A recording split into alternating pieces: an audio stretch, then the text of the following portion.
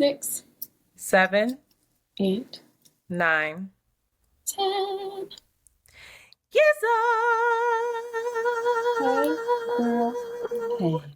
Hi, energy. How are you? It's Monday. How you feeling? Monday, Monday. I love that song by those white people. You know that I don't song? even know that song. No. Monday, Monday. Keep That's all I going. know. Oh, I don't know it. What's that from? You asking too many questions, girl. Oh, Last apologies. Monday, I went to Erykah Badu concert with my 13-year-old daughter, soon to be 13-year-old daughter. This was the first concert that we went to together.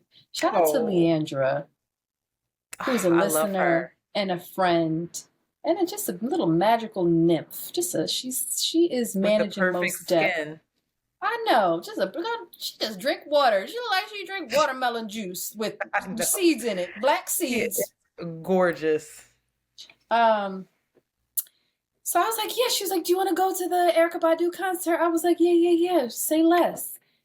We get the tickets. They give us backstage passes as well. They're Fancy. like 7 rows up from the stage. You looked out, Leandra. You made me a star in my daughter's Leandra, why eyes. you ain't give me no tickets? I had to pay for mine. She gave you tickets to the other Robert Glasper Not the show. same. Psych, I'm playing. Go ahead. Anyway, I did not know that Erykah Badu was 56 years old. She's First of fucking, 53. she said 56. Let me That's what look it I up. heard her say. I'm about to be I thought she said, 56. I thought she She said might say 53. Don't put, 53. if she's I'm an 56, older person and I can't hear well, so it could be possible that she's. 52, both of us wrong. Why's she lying to everybody? She went up there She and lied ain't just for say that. dramatic effect. Yes, she did. She She ain't said, I'm say that. 56 years old. It started off with Most Def, him spinning around and yodeling like the king that he is. And then she had just an incredible light show. And every 5 minutes, I was very much in the zone. I was not trying to manage or project a good experience onto Jolie. I was just letting her do her thing. And this little nigga was next to me bopping around, just dancing to Oh, all the songs. And I was like, oh, I was so excited for her. She did get tired after a while because the oh. show kind of like paces down a little bit. When she Um, starts naming no Orange more Moon is when she buildings. was like, I'm tired Oh, now. You I can sit loved down. Orange Moon. It was visually beautiful, very inspiring. The sound, we saw it at the Man, and the Man is an outdoor venue in Philadelphia. So like there was just breeze coming through. Oh, It was just a beautiful, beautiful experience, and I really enjoyed it. And I was so happy I could take my daughter to a concert with her, just the two of us. And yeah, it was good. You went as well. So I sorry that went I as ruined well. No, that's your fine. You ain't explanation. ruined nothing. I went as well. I went to Madison Square Garden, which was a different energy. Floor seats with Jade of all Jades. We had a time. High as a kite. Loving it. Erica made me want to be a better woman. Didn't she though? Like, let me be my Her motherfucking self. prowess. Oh, yeah, like She she cool made as a me want to motherfucker. She be is so cool. myself. Yeah. She and she's like, Oh, "Oh, is everything okay in no, we're in Philadelphia?" Philly. It's summertime. It's tricky. Streets are um, tricky. yeah, she just has this power, this prowess, this ooh, she just I don't know how to describe her other than self-possessed. And it was just lovely. Her arrangements were beautiful. She always Tight. does things so differently.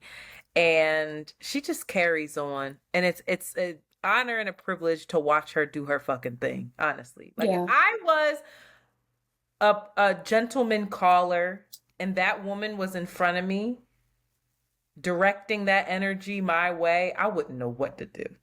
I would be like, I'm a bow out. I can't. I actually can't direct this. I don't know what to do with you.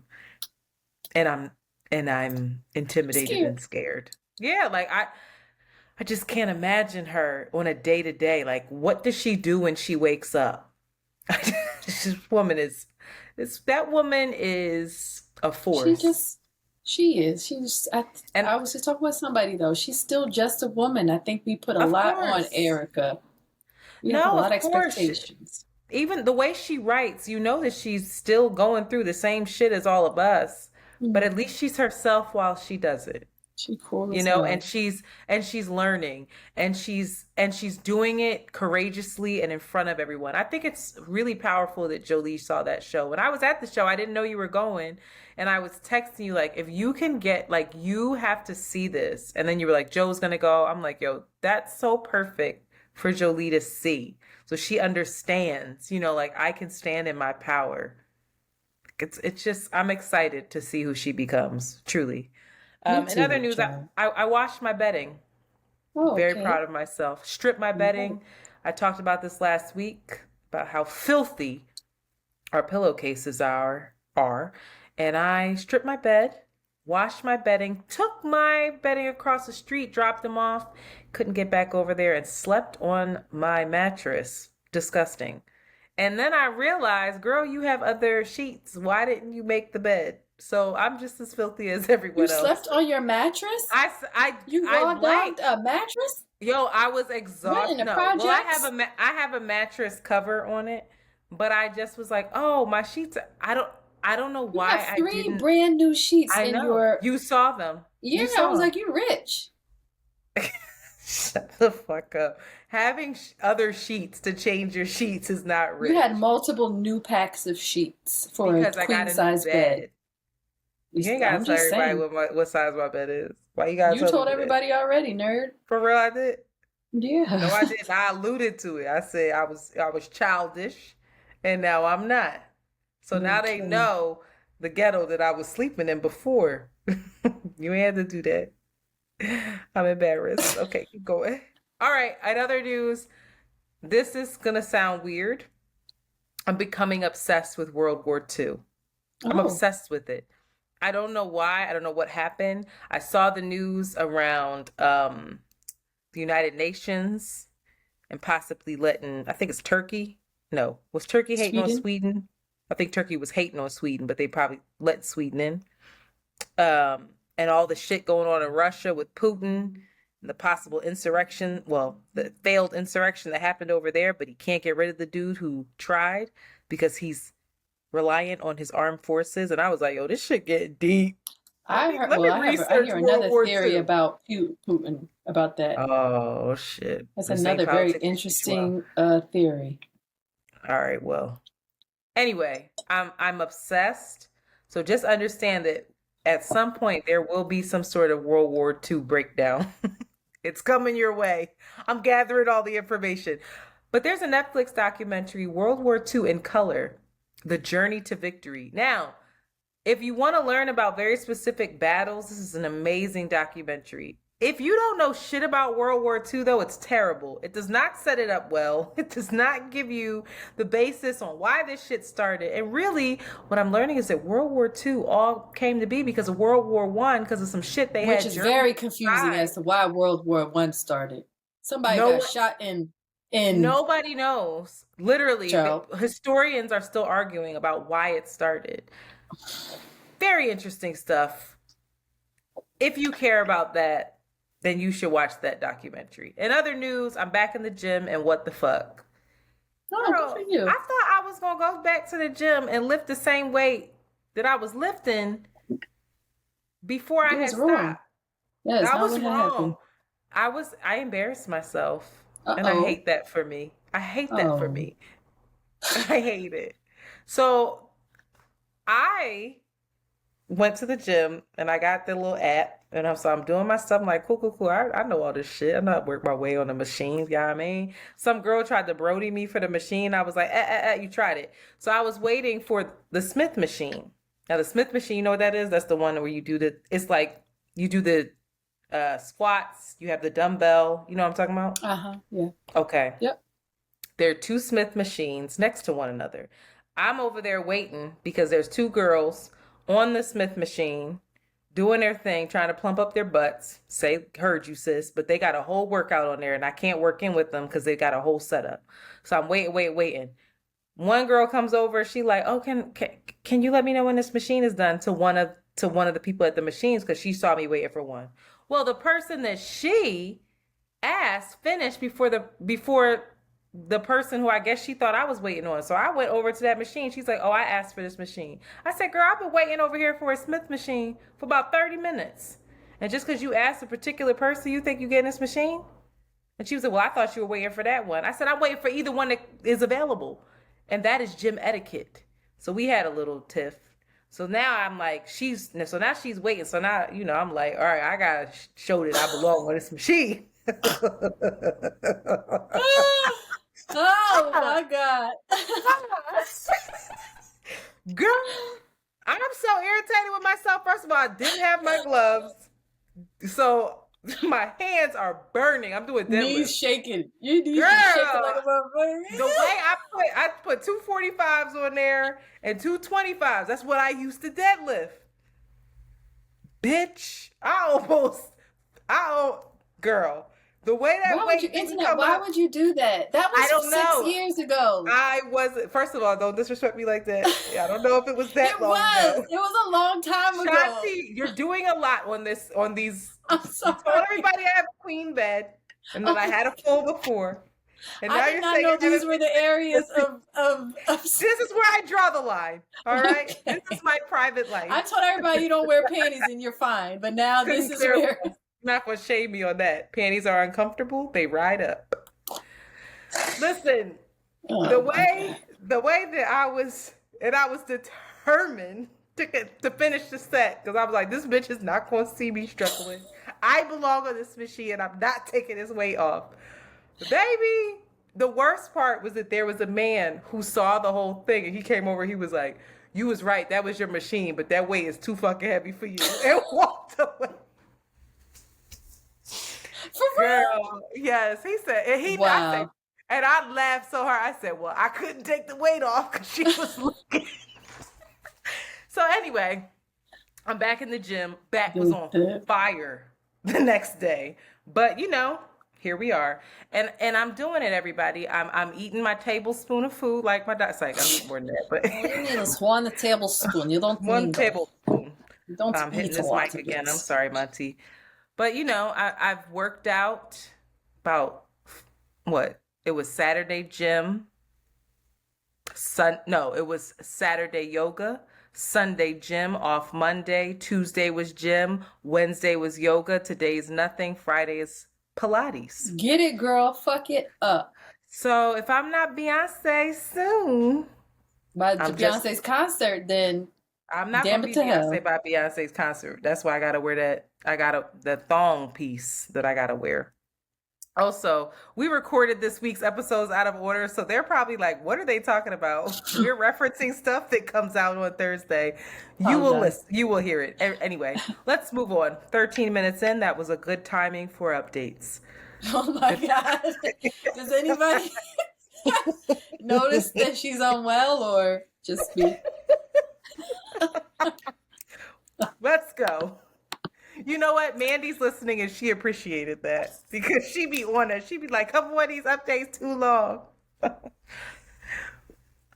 We're not ready for a break. Everybody, please rate, review, and subscribe and share around the way curls. I have to say, Shanti, we made it to 1,000 reviews on Apple. People listened. Yes. And they said nice things.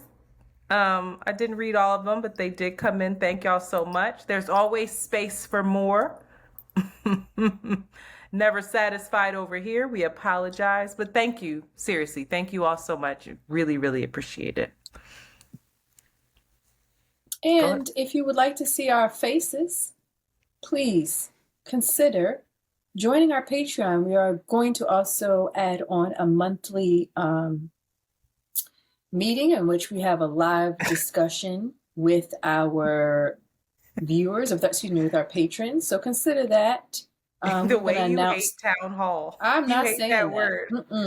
Well, you can't say I will never. That is colonial. That sounds like I need a bell. Town hall. I hate it. And I will not subject myself to the white man's vernacular. We meeting up or whatever every month on Patreon. So somebody said, what do they call it? Somebody gave somebody. I think y'all should name it. Name it. Y'all should name it. When is this month? We need to announce that. We're going to announce that soon. Next We week. can't. This comes out next week. That. Well, you and I haven't had that discussion yet, so that would be. I sent a calendar thing. Yep. Right. Well, we'll figure that out. Stay tuned. You'll announce that. Shout out to the new patrons: Shalitha, Salita, Alex, Catherine, Wild Haze. Sounds like a very delicious type of bud, marijuana bud. Jared and Ebony. We appreciate you guys. Join us on patreon.com/Around the Way Curls. I made that up. Is that right? /Around the Way Curls? No, that's right. Okay, good. I must be mumbling that in my sleep. Thank you very much, everybody. And we're going to go to our break. So catch you on the flip side of these messages. You get on my nerves.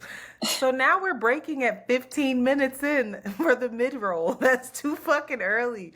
When do we take this break? Maybe it's after hot shit. We're not taking a break. We lied. Go into hot shit.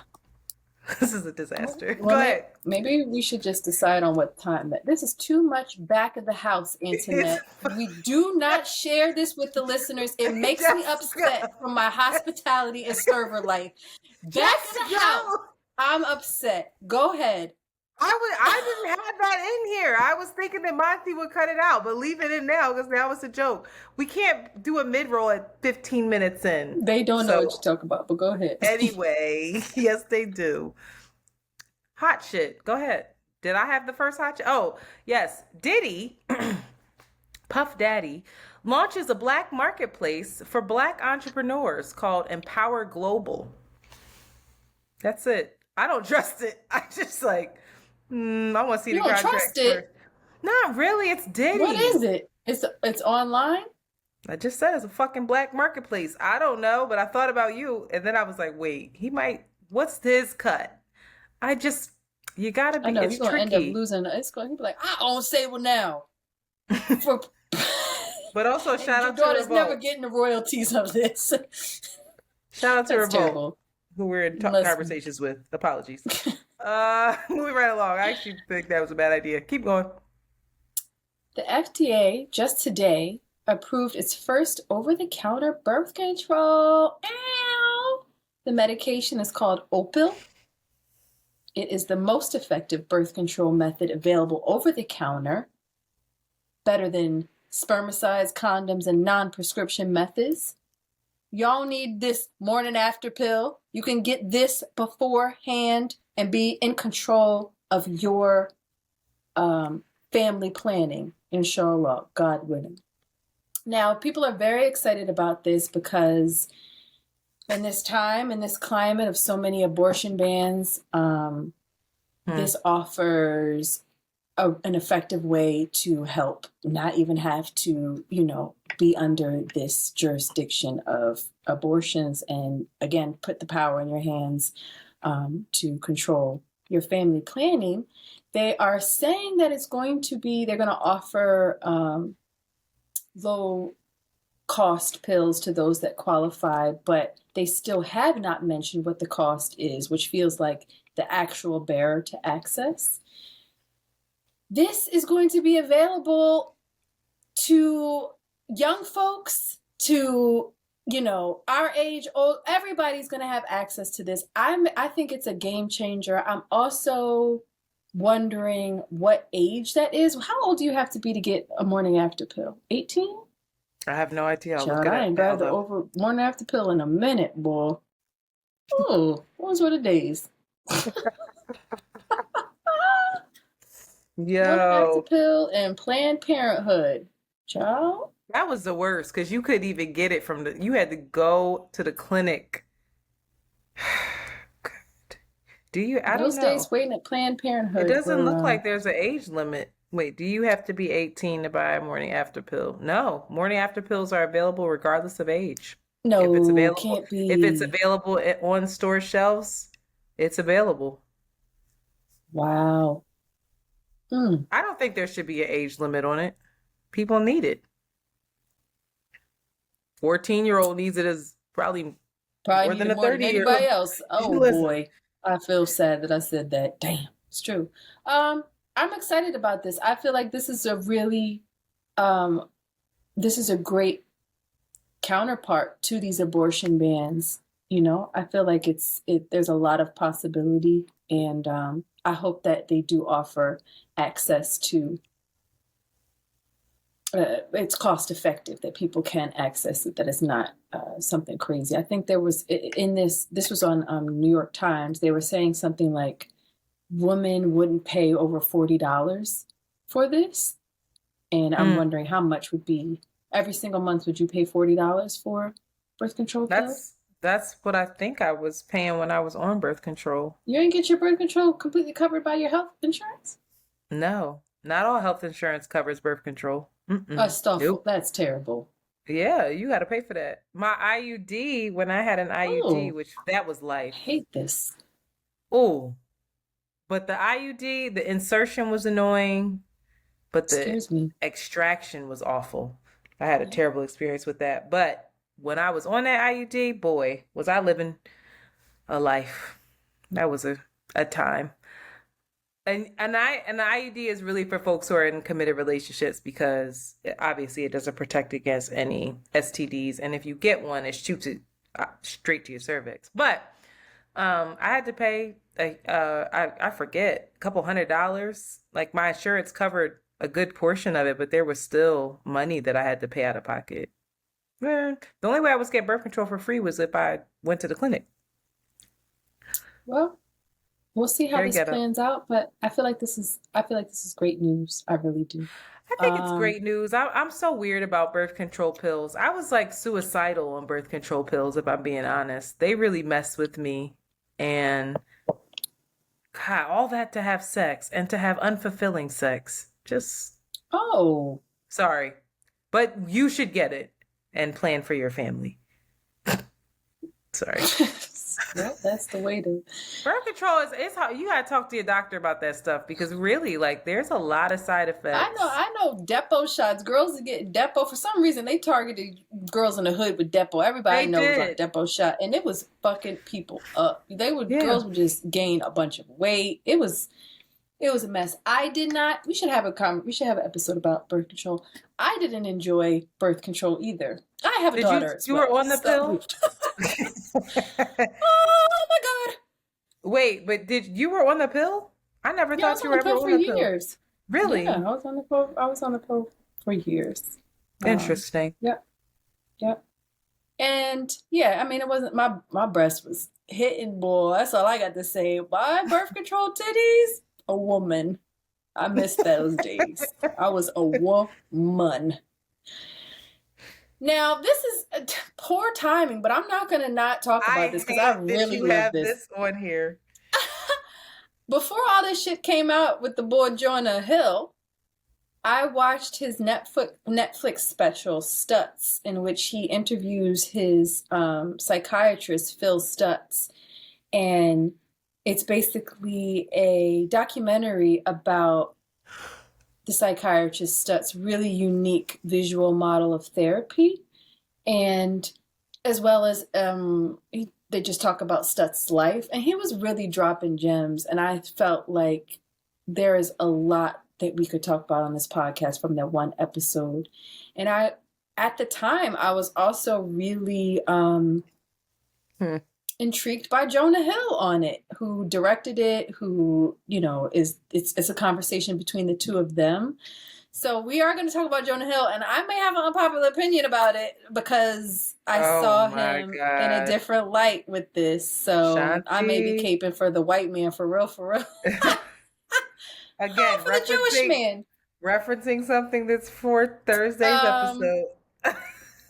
Either way, Well, I hate I think it. it's worth talking about because you watch this.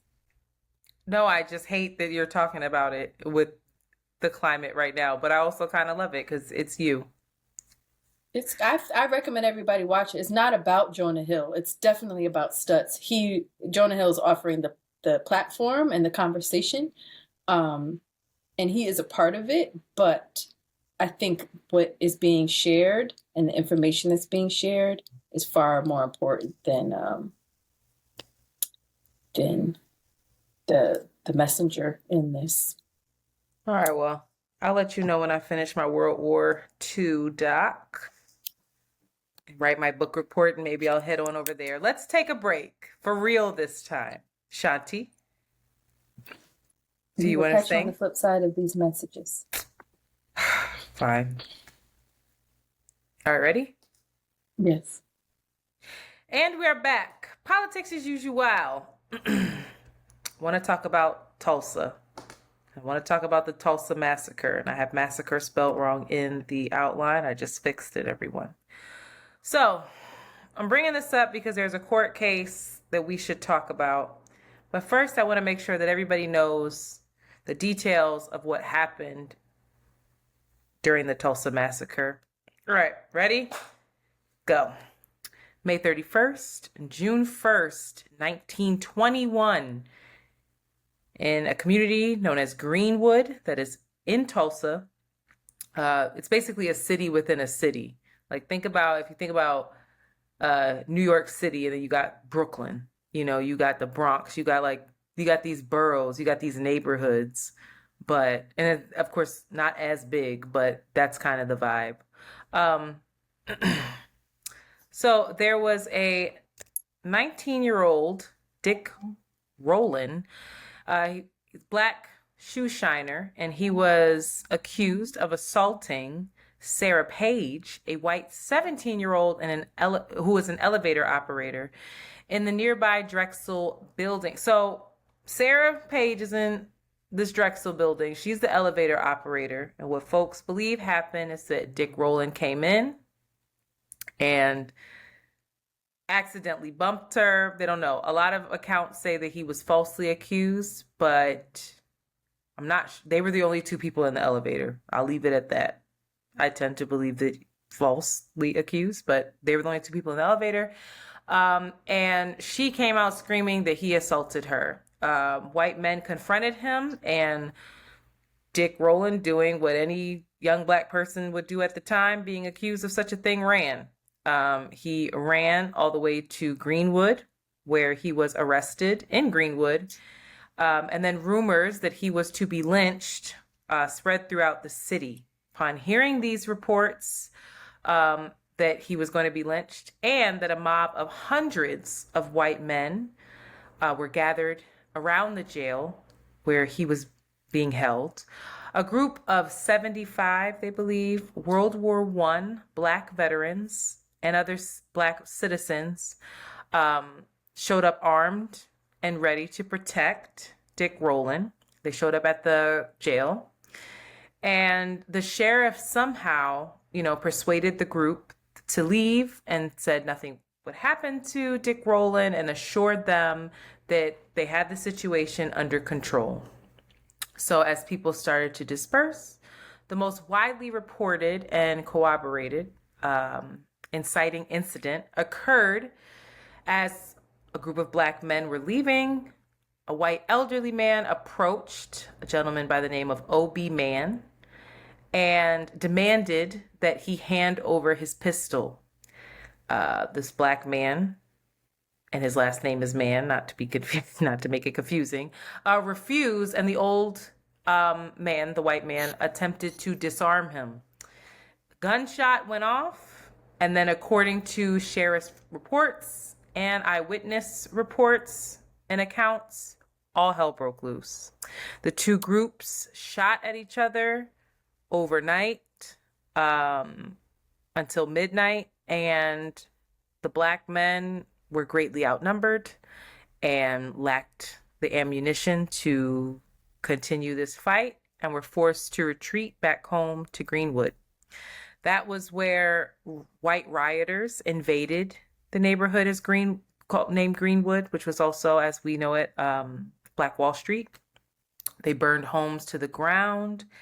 They began beating the residents there. looting, stealing the things in their homes, killing them, and basically demoralizing the community that night and into the next morning.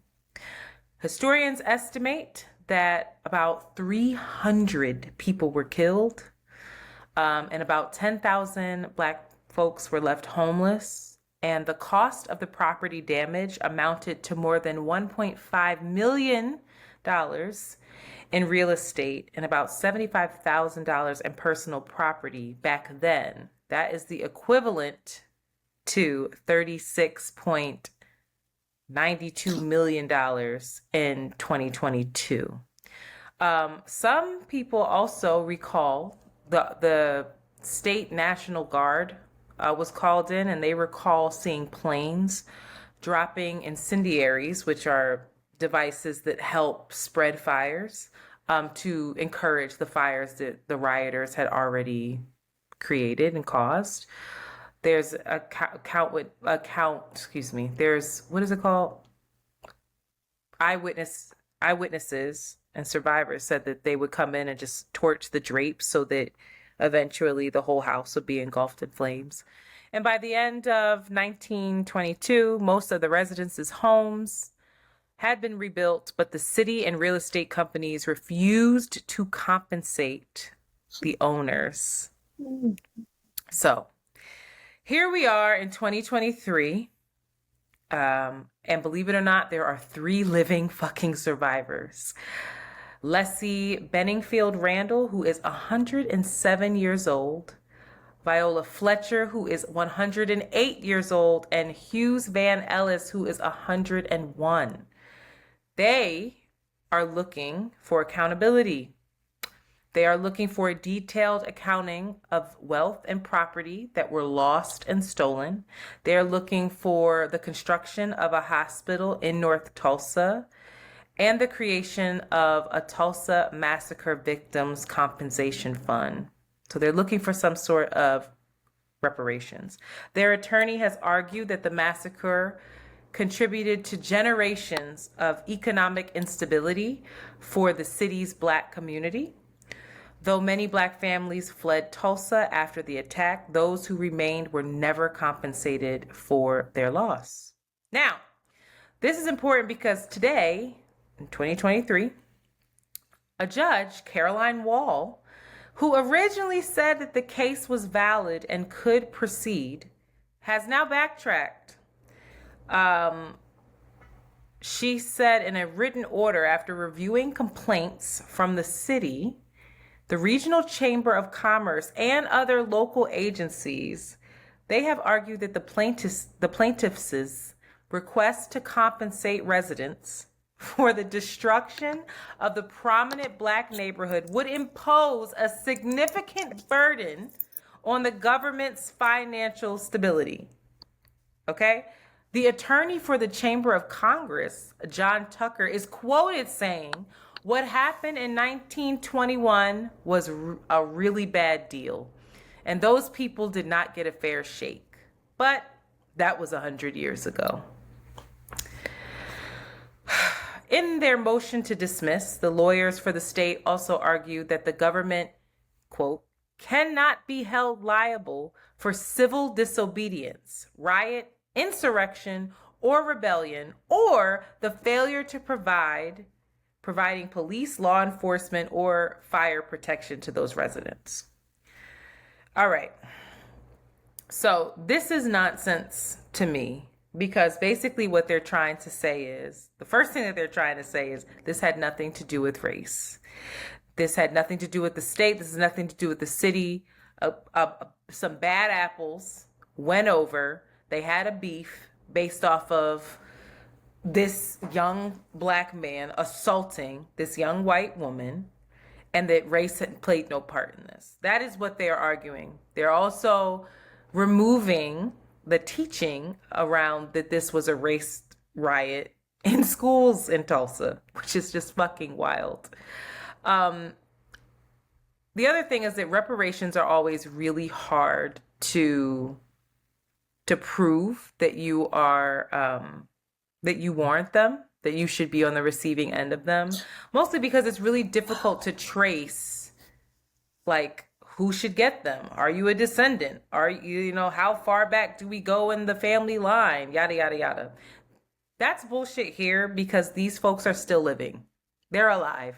Fucking pay them, right? The argument that it wasn't the government and that it was just some random riot, also bullshit. Where the fuck did they get these planes from? Random white folks just had planes that were dropping bombs and incendiaries? No. This was race based, and to argue anything else is intellectually dishonest. And I'm asking, like, folks got to do their research. Can't do it, can't put it all in this podcast. But I was looking up so many different documentaries on this, and they're free. You can go on YouTube.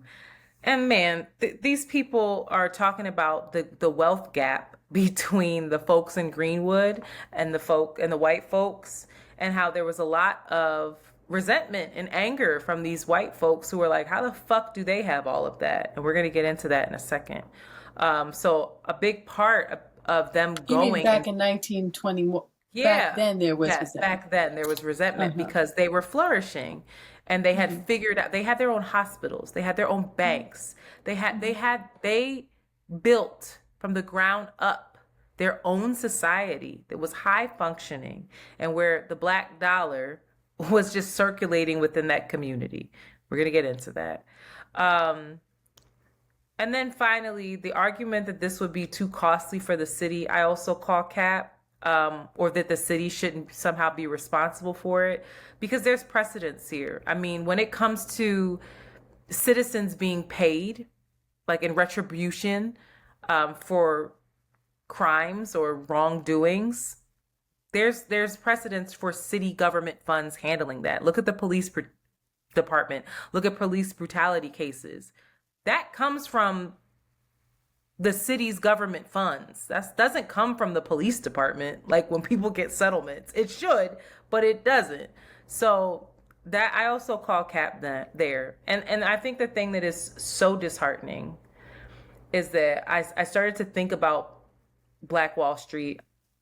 And of course, I go back to Lovecraft Country, and that episode really stuck with me. And I know that it's like a fictitious world, but they landed on a lot of like real points in history that we should pay attention to. But I started thinking about and imagining, like, what if we had that today? Like, what if our Black billionaires did that for us? And I feel like, honestly, I give him shit for his content, but I feel like Tyler Perry is trying to do that, is trying to create these communities and these worlds where like this Black dollar is like flowing. And I looked up how the Black dollar circulates today, and the Black dollar within today's 2023 timing, it circulates only 6 hours within the Black community. This is a study done by a Black Star Project, and the racial wealth gap has calculated that it only takes 6 hours for our dollars to go outside of our community. It takes 20 days in the Jewish community and 30 days in the Asian community. And it's just, I don't know. It made me really angry. It made me really disappointed. I feel so sorry for these victims, these 100-year-old folks who've lived their whole lives just hoping for some sort of accountability, and to have to be crushed again. The fuck is wrong? Like, this country is just wrong. It's just wrong. And it made me want to rededicate myself to like being really mindful about where my money's going as best as I can, because the powers that be have shit set up a certain kind of way. But I don't know. As a Black business owner, what are your thoughts on this? I'm not surprised by the decision to not pay them or support them, or to validate what their claims were. I think also, and another story about that there was proof that the actual sheriff incited and like unleashed the police department onto the citizens, which then implicates them in it actually was like a where they would call be it state or liable. city or government, yeah, Yeah. so that to make them liable, but they've covered it up, or there's something there that they've like, of course, tried They're to erasing the history. Yeah. erasing. That's exactly what it is. They erase it, and that's what they could do. And again, the tools, the master's tool. You can't use the master's tools to dismantle the bitch. I don't know. It just feels like they're always going to find a way to be like, actually, um, yeah, I think it requires that's a really it's a whole episode in itself, because then this is all very deeply connected to Black capitalism and the idea of wealth being the saving grace for us. And if only we would all, mimic and organize around wealth and resources, like, but also that's a real motherfucking thing. Like, that's a really powerful thing to do as well. And if we I don't have to also exploit folks in order to do it, like it doesn't have to be no, us doing the same shit that they do. It didn't sound like and maybe we could be idolizing. What is it? Idolizing it? Is that what you say? But like, it didn't sound like Black Wall Street had a whole bunch of folks in it that were exploited. It sounded like it was trade. It sounded like the it was dollar just was the community. Yeah, trade. it was It just was like, this is my community. doctor, Yeah, this is my grocery store, this is my barber, this is my exactly. seamstress, this is my mechanic. And they also had high professional jobs. There were like surgeons there. There were Yeah, like it was lit. yeah. I don't know. Yeah, I think the start of everything is awareness. So just thinking about where we're putting our money, and yeah, I know. If that makes me really sad. It makes me Yeah. really disheartened. It makes me really Makes me angry. angry. Yeah. Makes me really angry. Um, yeah. Mm-mm. I don't know. I don't know how many times like these survivors have to have like their face spat in by this fucking country. Because they don't Like care. It does, yeah. God. It doesn't matter. And shout It out to doesn't matter. them being 107, 108, and 101 and still fighting the good fight. It's a whole movement behind it. I think a lot of the Yeah. descendants, folks that were affected by it, families, it's a real thing. I wish I had the episode. I think it might have been the Daily. I don't know. There was another really good episode on this as well. But yeah, this is when they were first attempting to get the reparations for it. So I guess this is the follow-up. This is the ending result of like, nah. I don't think it's the ending. They're still Or trying this to work judge's out. Yeah. recent. Yeah. And fuck her. Like she's an elected official at the end of the day. So she got some pressure and she said, "Oh, never mind." It was That's just a like, wild precedent though, Antoinette. Like if they were like, yeah, here you go. of course. That's But not really, because but here's the thing, they're still alive. You can still deny all of these other folks who are absolutely deserving of reparations, because you're going to get that all tied up in, well, you can't prove that you were a descendant of a slave and how far do well, we go back and da da da da. These three individuals are alive and well. You can't say that they are not deserving. I just and if we were if as a country, if we really invested in reparations, we would look at what Germany does and continues to do in terms of their accountability and their monetary payment that they gave to Holocaust survivors and all of the sites that they build, and how ashamed they are of that act, and show up to kind of make amends. But like, that shit could be done if you wanted to. Shaming Germany is what got us into World War II, so it's tricky. What? More to come on that. Yeah, girl. That's how we got into World War II, was that Germany had to sign this treaty that basically made them the world's bitch. And that's how Hitler rose. Because they were wilding out. They were wilding out in World War I, yes. But then they were forced to basically like disarm their army, all kinds of stuff. They had to pay all this money where they were just, it was a mess. And they were pissed off. And Hitler was like, We are not the world's bitch. Watch me work. Anyway, that was a very dumbed down version of how that went. And then he was like, no, fuck that. Y'all niggas gonna find out. And was this awful human. Ooh, awful human. Anyway. Nationalist. That's why nationalism is so scary. Anyway, but that would be a good cup. That'd be interesting. Yeah. All right. Anyway, I don't know what the more questions than answers here, or more just anger, but I think it's important that folks know that, and that they follow this case, and that we're very mindful about our dollar as best as we can. So maybe we need to look at Diddy's black marketplace. All right. Pop culture. You brought him up, Jonah Hill. I don't really want to get into him, but I do want to get into the topic at hand here. And Jonah, this wasn't on my bingo card, but I was surfing the internets and I was on the threads. And Jonah's girlfriend, who is like a surf, or ex-girlfriend, excuse me, was like a surfing instructor. Like, he met this woman this way. Finally released some text messages that she's had between the two of them. And she's saying that he's emotionally abusive, he's controlling, he's this and that. Jonah has since moved on. He's, I think, engaged, or at least a baby.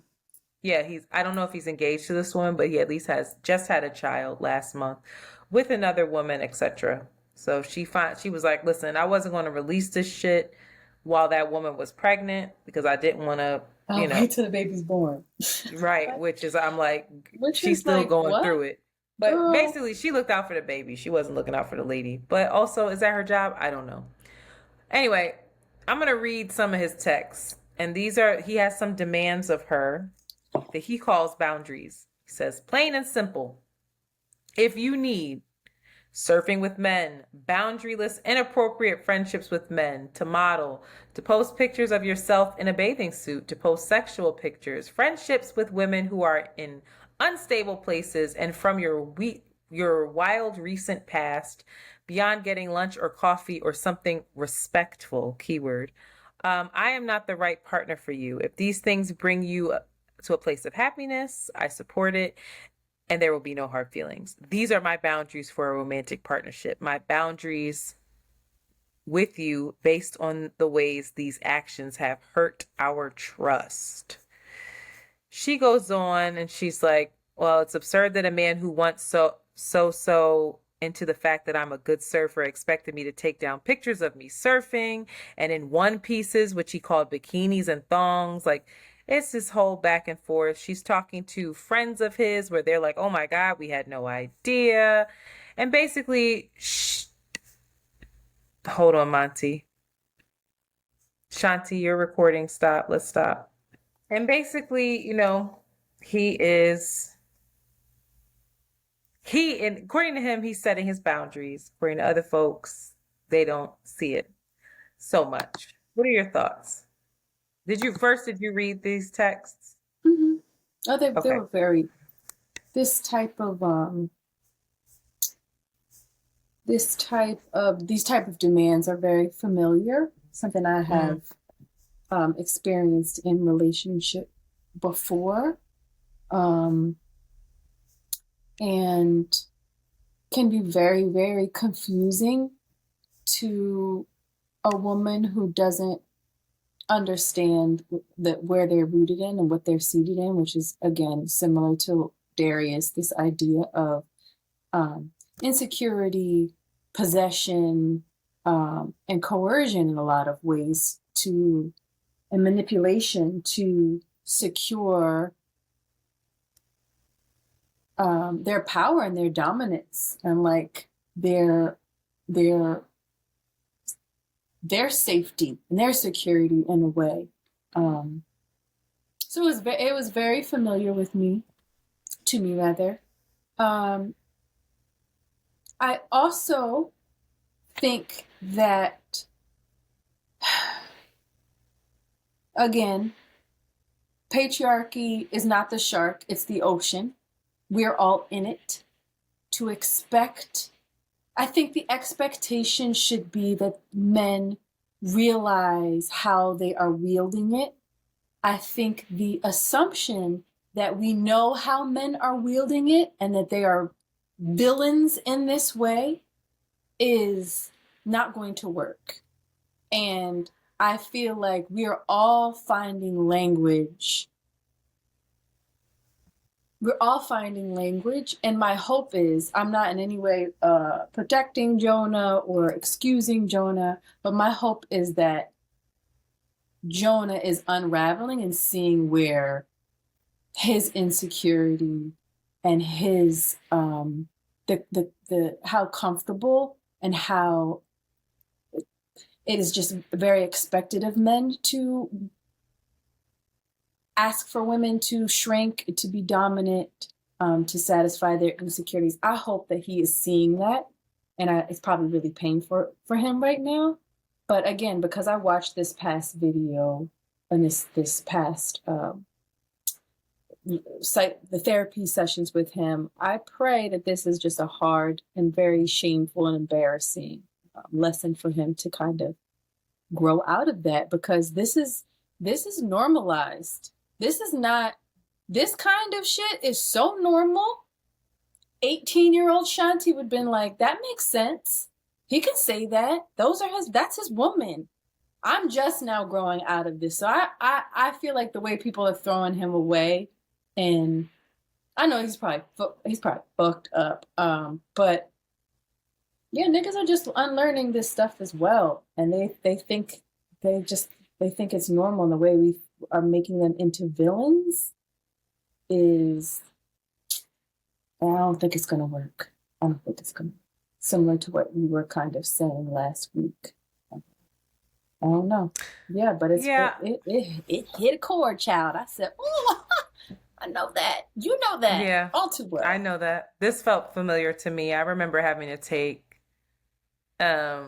things down off of Instagram in my previous relationship and not have friendships with certain people. I mean, I was at the point where I was looking at the ground when men walked by because I was too friendly with how I would greet people or smile or have eye contact. It was like, when I caught that version of me, I was like, oh, wait a minute. You are in a relationship that's not healthy, because I felt like, similar to you, and I know you've expressed it, where you're just walking on eggshells constantly. And yeah, I don't think people want to control folks just for the sake of it. I think, similar to you, I think it's rooted in something else that he would need help with. I don't know if he would. I don't know that man. I also don't know if the public shaming is appropriate. I also don't know that, I'm not going to say it's not. I don't know what she needs either. I don't know, she's 20 something years old. I think 26. I don't know how old Jonah is, but he ain't 26. And so then you have this dynamic of like, she was kind of changing her life to fit into his life. He had the dynamic of being a star, having money, putting these demands on her. So she probably felt really trapped, really unheard. There's more texts where they kind of go back and forth, where they kind of recap and they try to have a friendship, and then she's bringing certain stuff up and he's flipping it on its head with her. And I'm not a therapist, but I would think that's how gaslighting works. Oh yeah, absolutely. I always caution using these terms now that Crystal's been on, because she's like, half of us are using them in the wrong way and we don't even know how to use them. But what I know is, for me, there's got to be a real conversation around boundaries versus control. It's fine to have a boundary, but your boundaries are more about you. It's not about the other person, I don't believe. And so like, what bothers me, and Mandy said it really well on the See the Thing Is clip, like, this woman came in as a surfing instructor. All of the things that you were attracted to her, like that attracted you to her rather, are the things that now is too much for you. You want to change. She has to shift. And that often happens. And it's like, well, wait a minute. And then the shame component, you know, I thought it was very interesting how he worded things. It's like Mm-hmm. it Mm-hmm. was left Mm-hmm. up to so much interpretation, and it was his interpretation. There was never like, well, what does that mean? You Mm-hmm. know, like Mm-hmm. lunch or coffee or something respectable. Well, what is Oh, girl, it's respectable? so You know, confusing. it's Yes. confusing, and then you're Uh-huh. kind of grasping, like post your pictures of yourself in a bathing suit. Uh-huh. She's a surfing instructor. Child. To model, she was an aspiring A model. model. Like what? Like what do you mean? So I can't be me. I have to be small in order to make you feel good. And those are not boundaries. I don't know that I'm skilled enough to have the conversation between what boundaries are versus what control is. Cause I often am, a lot of people have, this is the new buzzword, boundaries. And a lot of times I think, well, you don't have boundaries. You're just an asshole, if I'm being completely honest. And I know that there's people like, these are my boundaries. But like, listen, there's space for compromise. There's space for conversation. And then there's space for like, then there's this. And so I'm just like, where the fuck is the healthy in between? You know, and there were some messages where he's It has to be a referencing, co-creation. It's a right, but co-creation like, with somebody. I don't know. There's like messages where he's referencing his therapist and things like that. And it's just like, Yeah, it's tricky. it's This chaotic. It's like, how do you know? How do you this is know? what Bell Hooks says on The Will to Okay. Change. She Okay. says psychological patriarchy is a dance of contempt, a perverse form of connection that replaces true intimacy with complex, covert layers of dominance and submission, collusion and manipulation. It is the unacknowledged paradigm of relationships that has suffused Western civilization generation after generation, deforming both sexes and destroying the passionate bond between them. So it is just what she said, is this covert. All it is him trying to dominate But and how do you control identify it? That's my thing. I can know what by it how is. it I can makes no identify. fucking sense for her to say that makes absolutely no sense. You DM'd me in my bikini picture, but then he'll twist it around and say, well, I don't feel comfortable. Now you're in a relationship with me. You were single then. Like that's the part that feels that was the most exhausting and really fucked up my self-esteem. That's why it's so dangerous in so many ways, because it is this subtle thing, because it is not a punch and a bruise. It's this Yeah. really subtle manipulation that wears at your self-esteem because it makes you doubt yourself. And you just get Absolutely. smaller and smaller. And they become more and more unhappy because it's ruining them as well. So I think what I hope we all come to the place of, it's dangerous for both of them. Jonah, in so many ways, is a victim to his um to his insecurity, to his Darrius is a victim to his insecurity and his inability to be really honest about his fear. They're scared men. Am I good in, like, if you learn about Jonah's history, he's all of his life he's been so insecure about his weight and am I good enough, and oh shit, I got this bad woman, like she's fine as fuck, other guys are probably looking at her, and then it's all wrapped around a patriarchy and it's such a wild tight web that is dope we're all unraveling collectively. But I think, again, because everything needs to be a binary, it's like a victim and a villain. And it's like, no, Yeah. we're all, it's not the shark, it's the fucking ocean. We're all in this shit. He is being destroyed by it as well. It's just as dangerous for him to keep perpetuating this for his soul, for his growth. But I don't know. And his kid. And his baby, now he got a baby. Joe. Well, You gotta make see what another happens one. with that. Sorrows and Got to talk to his prayers. studs. All right. Speaking of Holly Weird, Emmy noms are in, and it's giving white excellence. I'm rooting wholeheartedly for Succession. Sorry, hate to say it, but I am. Um, Most nominated shows are dun dun dun Succession. Coming at number 9 is Wednesday. Did you watch Wednesday? No, but Jolie loved it, and I trust her taste, so it must be lit. Number 8 is Dahmer. Number 7, Beef. Number 6, The Bear. Number 5, Marvelous Mrs. Maisel. Number 4, Ted Lasso. 3, White Lotus. 2, The Last of Us. 1, Succession with 27 Emmy nominations. Listen, Listen, HBO is cleaning the fuck up. The top 3 is them, but I don't know. What you think, Sheila? Listen, a Succession better take it on home. I will say though, Elizabeth Olsen, I did talk about it before. I was very, just so impressed with her acting chops in Love and Death, and she did not get any recognition. I am very excited for Ayo Edebiri. I don't know how to say that child's name, but she's the black supporting actress in The Bear. Also, oh yeah, she did an incredible job. I'm actually not feeling the second season. In popular opinion, that's a side note. I'm curious what people are thinking. The Bear.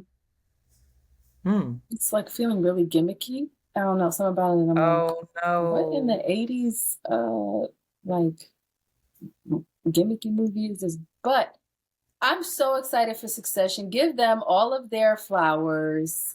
Let it rain on them. They bowed out. They did it with a lot of grace. Give it to them. Excited for The Last of Us. Although not that. I like The Last of Us was cool. I think It was cool. the acting there were some acting performances. The gay couple, amazing. I don't care what nobody say. That fucking episode. That was the best I forgot episode. about that. That was the scene. best Yes, episode. very good. That was amazing. White Lotus was dope as well. You didn't get into White Lotus, did you? I did and watched it, loved it. I'm disappointed that Jennifer Coolidge did not get nominated. Tanya. Because apparently I she's was just shocked. herself. I thought she was acting her ass off, and then I saw her, and I was like, oh, that's just who you are.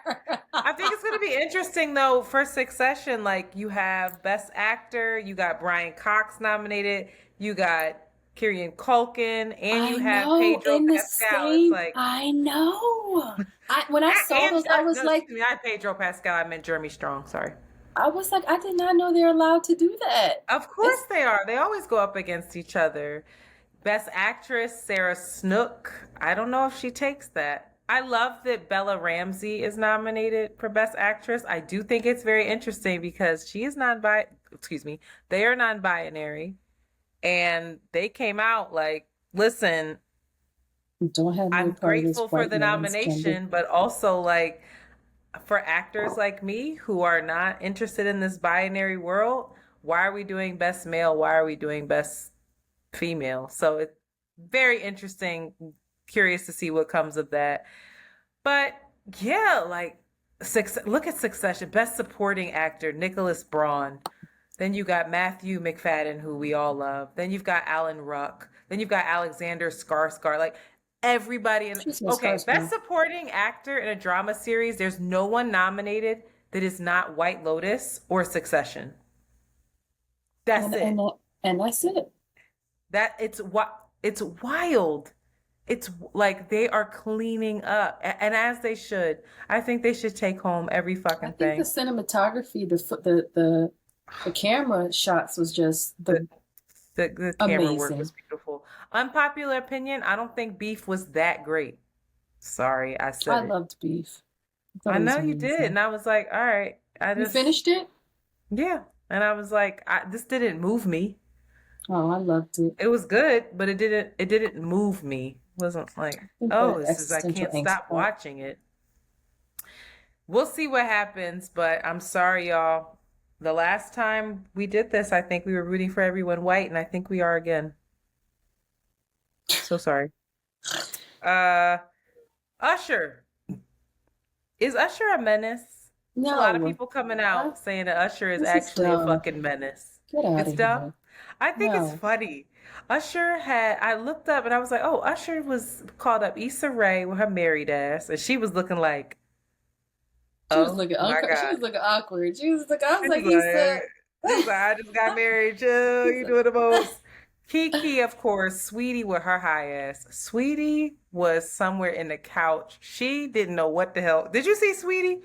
She went the hell out that gum, just like she didn't know where she was, poor thing. Kimora, Taraji, who gave us a I love show, that one.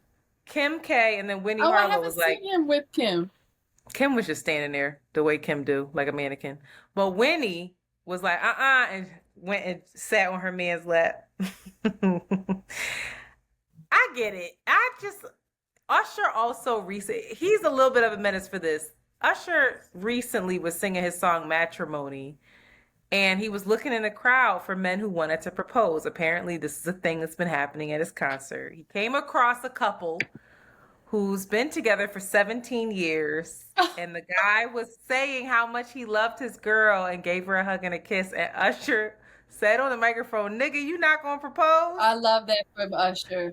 I love I it. don't Usher is, imagine how that woman felt. She was probably like, oh my God, he just he's said what not she gonna was probably propose. thinking. No, then she needed to say it. That's not his place. But is Usher being tricky? Like, if we Usher's had a doing live his show, goddamn let me job. ask you a That's what question. If we had a live show and there was a portion where we was about to dance all up on somebody, I know for a fact that you would be like, make sure they're not on a date or like in a relationship, Antoinette. I would know I? you would say that. Would I? Yes. Shanti, Why? Again, because because why? you Because do that's that. counting as cheating? Because you do That shit does like not that. come And I into would my say I don't care. Beyonce, Janet Jackson. Everybody has done that. Chris Brown. I am no way. I would not think that. You may think that, but I'm sorry, you're very wrong. I would not think Really? like what. That's it's part of a show. Are you guys serious? What? If Janet Jackson or Beyonce, if Megan Thee Stallion came up If and and grabbed wanted my to man, dance, I would I would be say like, go go. off. If you Go, don't King. go, Oh, I I hit the mic. will. Sorry. Right. Beyonce, Janet, go live your life, King. Don't embarrass Who would you yourself and not say jizz that in your for? pants. If Alicia Keys did it, I'd be like, sit your dumb ass down. You ain't going I up would be there for cracking her. the fuck up. I would be screaming. I'll be like, boy, if you and that's no diss to her, but it's just not given. You know, if you're gonna do it, it's gotta be somebody that's given. She not giving me the sex appeal I need for me to Leave be her like, yeah, alone. boo, go up there. I'm just saying. I don't know. I think Usher, He's he's doing just his so job. He's doing charming. it well. He's just so charming. And he's doing it well. And I don't think he's being a menace, but I do think it was interesting. And I'm not gonna play this clip.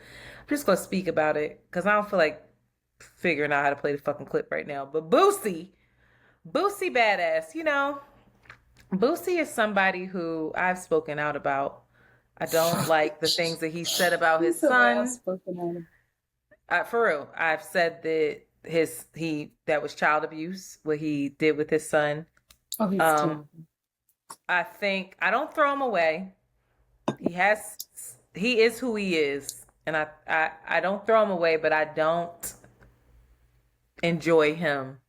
I don't wish him ill because I did see that he got locked up for some shit that seemed like a reach, and people were like celebrating that. And I was like, well, I don't know about all that, but I do need him to be better, child, because he gets on my fucking nerves. And I think I have a What do you soft spot say? because he loves Jasmine. The way that he will post a random Jasmine song and be singing it at the top of his lungs, and she'll send it to me and be like, we just gotta love him for who he is. He's doing the best he can. And I'm like, girl, you the only person that could probably help him. So please reach out. But he recently went online and was talking about Usher, and he's talking about he's a street nigga. And if his bitch went up on stage and was googly eyeing Usher and looking Oh like God. she wanted to stay there with him, he'd leave that bitch at the show, go back to the hotel room, and then when she get back, beat her ass. Oh That's my what he God. that's what he said. Now, and everybody's like, it was interesting. Look at the comments on it because I put the Instagram thing there, and people were like, "Wait, what? You gonna do what?" Like they caught it. Like, wait, that went left. It's one thing to leave her at the show and you're not with the shits, whatever, because it's the disrespect, yada yada yada. But then you say to beat her ass, and I'm just like, here we are with this possession. Here we are with this, like, who, what, how? How do we have a conversation? And maybe it's not us. Maybe the men need to do it.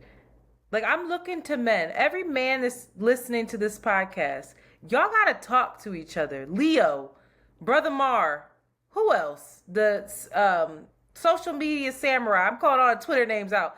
All the Negroes that fuck with us. Y'all got to talk to y'all people. And it's dire. It's dire because the way it just slipped from his mouth like it was no big thing. And I don't know enough about him. I don't know if he has any history of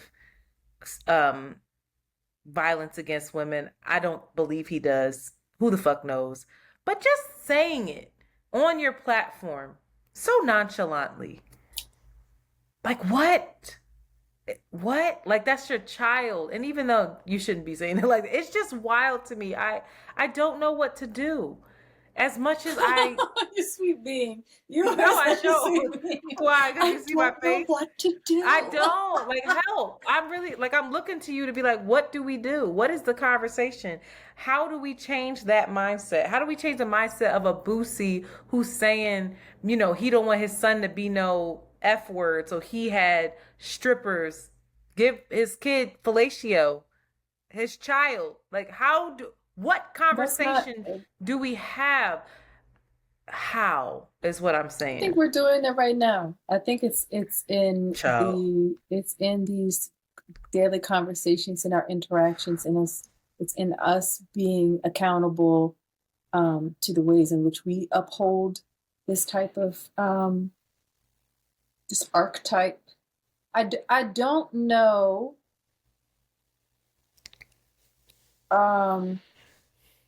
It's really been interesting, even in our conversations and sharing it online. Everybody wants to go from here or here.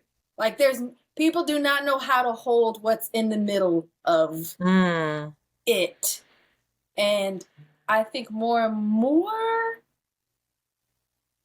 there is a collective ability to hold that nuance, but there's so much context that has to be had. You know what I mean? Like, the idea of cleaning a mirror, there's so many wipes that have to be done before it's completely clear. What are the wipes outside of us having just sitting on this fucking... Boosie's constantly probably having this conversation. We don't know how many conversations she's having. You don't know how many people are pulling up on him being like, yo, what the fuck? Like, we actually do not know. I think,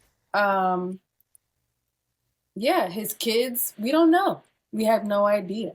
But I think the conversations are being had. I think, again, just this whole thing with Jonah Hill and this pendulum swing that we're on of like canceling niggas, getting them out of here, but also having these collective conversations around possession, around, just patriarchy and the ways it's fucking everybody up. Because it's fucking him up. On the low, it's fucking him up. We should be very concerned for him. He is not well. Another one is Blueface. I am concerned. Blueface, I have no compassion for him, and all of that shit I just said is out the window. I have so much dislike for him. What's wrong with you? Nothing. I'm listening. Do you see Blue? How she laying on that couch? What's she doing? Are you okay? Her. Let me see. Move her camera. You can't see how she laying on the couch? That's what she do. She chills hard. Anyway, it's hot as hell. No, Blueface. I'm not on top. I'm not trying to make a point. I just say, like, Blueface. He did a similar thing where he had strippers in his house, and his little boy that made me want to bludgeon him. Like, it made me want it to be violent. But he is so messed up. I think he's probably been abused. He's experienced like a severe trauma. Something ain't right with that boy. Oh, of course. Boosie as well. Something ain't There's right with no them. way They've been he hurt hasn't. in deep ways And still that hurt, we should be concerned about. exploited, all the things. But, and I don't think, again, we say this too. It's about what you have capacity for too. I don't got no capacity for Blueface, Joe. I No, can't I stand can't him. help him. I I hate can him. I'm sorry. wish him I well. can't believe I said it. Hate him. Damn it. Oh, you hate him. I said it again. Well, I don't know, Keep y'all. Krishan's baby away from him. And Krishan, listen, Listen, it's tricky. She ain't That's no why I angel. said, worry about yourself, everybody, because you can't save the world. I'm gonna worry about myself and the ways in which I'm entangled and wrapped up. And I'm fucked up. We should have another episode because I'm a little bit fucked up over here, child. Oh, But unwell. Well, listen, this is a call to action to us to look at ourselves, but also to the brothers who rock with us. Worry about yourselves, but also worry about your mans and them too, all right? Please help. SOS. We're drowning. I think that's the end of this episode. Okay. Bye. Thank you so much for listening, and we look forward to speaking in your ears again next week. Bye. All right.